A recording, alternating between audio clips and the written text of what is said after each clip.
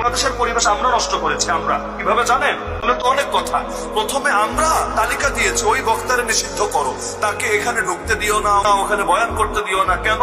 সে আমার দলের না অন্য দলের। ভালো কথা। সে সহি কথা বলে না, গলত কথা বলে। ভালো কথা। সে বিভিন্ন ভুলভাল ফতোয়া দেয়। ভালো কথা। ঠিক আছে, শরণাপন্ন হচ্ছেন কার কাছে?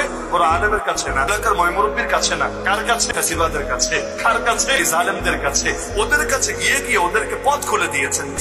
হুজুরদেরকেও আটকানো যায়, তবে এক দলরে হাতে নিয়ে আর এক দলরে সাইজ করতে হবে। প্রথমে কি করা হলো? একজন দুইজনকে বন্ধ করা হলো, তুমি আসতে পারবা না, আসলে কি হবে? জেলে ঢুকাবো। এরপর তুমি থাকতেই পারবা না, হয়তো জেলে ঢুকবা, না হলে দেশের বাইরে যাবা। ভালো কথা, বলো, শিখলো। এরপর একটা তালিকা আসে, আমার সব মনে আছে এগুলো। এরপর প্রথম 10 জনের তালিকা এসেছিল। 10 জন তোমরা বয়ান করতে পারবা না। বাংলাদেশের বড় বড় মাহফিল গুলোতে পারছে। দয়ামের মাদ্রাসায় যে বক্তারা দাওয়াতে ছিলেন, এর মধ্যে 3 জনই সেই 10 জনের মধ্যে পড়ে গেছেন। একজন আসতে পারবে, নাম নিয়ে পোস্টার, কি এক অবস্থা।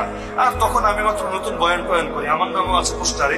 তবে এই 3 জনের পরে আর কি, মানে তারা হলেন মূল ফোকাস, আর আমি তখন মাত্র মাঠে ময়দানে নতুন।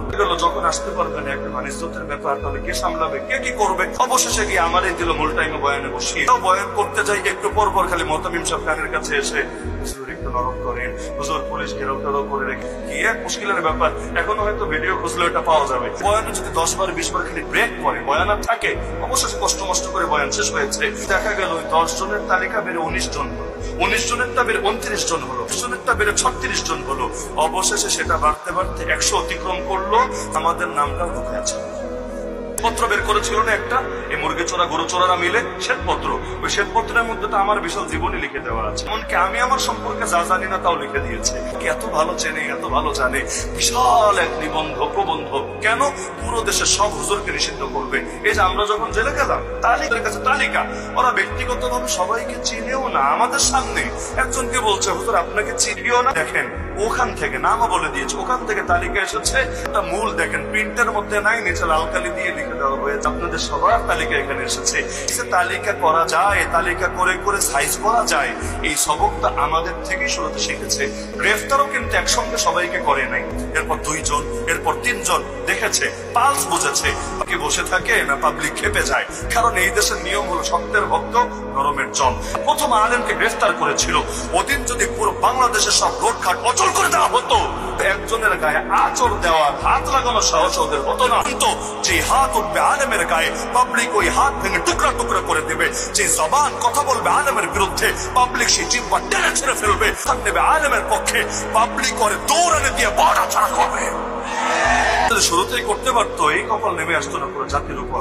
শুধু যে জাতির উপর নেমে এসেছে তা না। গ্রেফতার হয়েছে, বহুত ভালো ছিল, বহুত ভালো। যারা গ্রেফতার হয় নাই 2 শ্রেণী। 1 নম্বর আত্মগোপনে ছিল 3 মাস, 10 মাস, 12 মাস। গোপন মানে বুঝেন, একটা অ্যাম্বুলেন্স গেল ভিতরটা এমনি এমনি কাকে মনে হয় ধরতে এসেছে। রাস্তায় কেউ তাকালেও মনে হয় এই রে ওই এজেন্ট নাকি, আমার দিকে এভাবে কেন তাকাচ্ছে। এক আতঙ্ক। এভাবে মানুষ বাঁচে না, পাগল হয়ে যায়। আর আমাদের মুরব্বীদের প্রথমে তো খুশি লেগেছিল, যাক জোয়ানরা গ্রেফতার হলাম, মুরব্বীরা তো বাইরে আছে, আল্লাহ কি পাইছে। তাদেরকে বাইরে রেখেছে, তাদেরকে জেলে ঢোকাবে না, জানেই মেরে ফেলবে। আমরা তাও তো জানে বেঁচে আছি, আলহামদুলিল্লাহ, শুকরিয়া। আর মুরব্বী পুরো জাতিটাকে নেতৃত্ব শূন্য করেছে। আমাদেরকে জেলে ঢুকিয়ে তারা থাকলে বুঝে ফেলতো কোথায় কি হচ্ছে। কাউকে ইনজেকশন পুশ করে, কাউকে বিভিন্ন ভাবে, এগুলো আমি মুখে আনতে চাচ্ছি না। একদিন না একদিন সব রহস্য প্রকাশ হবে। ওদের নাম শূন্য থুতু দেবে, ইনশাআল্লাহ প্রকাশ হবেই হবে, এগুলো গোপন থাকবে না। তাহলে এই যে গোটা জাতিটাকে মুরব্বী শূন্য করেছে, পুরোটাই আমাদের কাপুরুষতার কারণে। আমরা যদি কাপুরুষতার প্রমাণ না দিতাম, কিচ্ছু হতো না, কিচ্ছু। এই জালেমদেরকে যে মাথার উপর চাপাচ্ছে, আবারও কুফরি আইন কানুনের পক্ষে তদবির করা হচ্ছে আমাদের নিরাপত্তার কারণে। আমরা যদি সবাই হুসাইন হয়ে যেতাম, জামানের ইয়াজিদরা মোটেও পারবে